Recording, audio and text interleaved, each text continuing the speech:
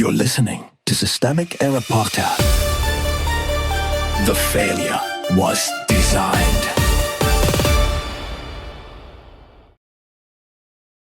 GOP's infighting belittled by ferocious battle swallowing one of its own, based on an article by Kean.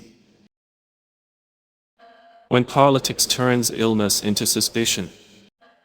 The story beneath the gossip. Kean was missing from Congress for nearly 4 months, and the vacuum filled with exactly the kind of cheap speculation political media loves. Hidden scandal, marital trouble, shame, some private failure dressed up as public intrigue. The source clears that fog in one sentence that matters. Kean later said he had severe depression, a lone hospital stay, and no neat timeline for recovery. Who had power here? Kean did not hold power while he was sick. His absence made him vulnerable, and the institutions around him made that vulnerability into material. Reporters camped outside his home. A colleague said he had not heard from him. A swing district contest turned his medical crisis into a campaign issue. That is where the actual power sat, in the machinery that treats a disabled elected official as a narrative problem before it treats him as a human being. Suspicion is the default.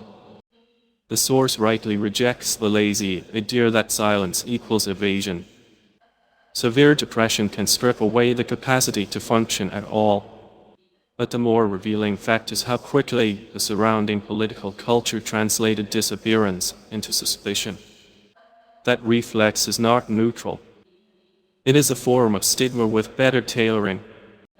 If a politician vanishes, the system assumes strategy or shame before it considers illness, because politics is trained to read every gap as a plot.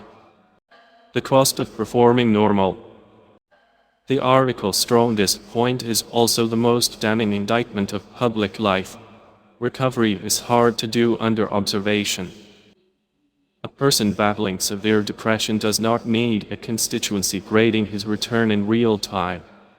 He needs time, treatment, and privacy. Instead, public office demands uninterrupted display. When that display breaks, the institution does not absorb the loss gracefully. It starts hunting for a story. What this framing misses. The source is right to defend disclosure and to name stigma. It is weaker when it makes the issue feel mainly personal, as if the central problem were other people not understanding depression. The deeper problem is structural. Politics rewards constant visibility, punishes incapacity, and feeds on private breakdowns as campaign fodder. That pressure does not just stigmatize mental illness, it converts human fragility into a partisan asset for whoever can weaponize it fastest. A larger pattern. This is how democratic institutions rot at the edges, not only through overt authoritarianism, but through a smaller daily cruelty that treats illness as liability and retreat as guilt. A system that cannot distinguish between absence and wrongdoing is not serious about human life. It is serious about performance. And once performance becomes the standard, the people most in need of care are the ones most likely to be turned into a problem for everybody else to speculate about. You've been listening to Systemic Error. Thanks to Raw Story for today's article, with the automated voice of Rizat. Thanks for listening.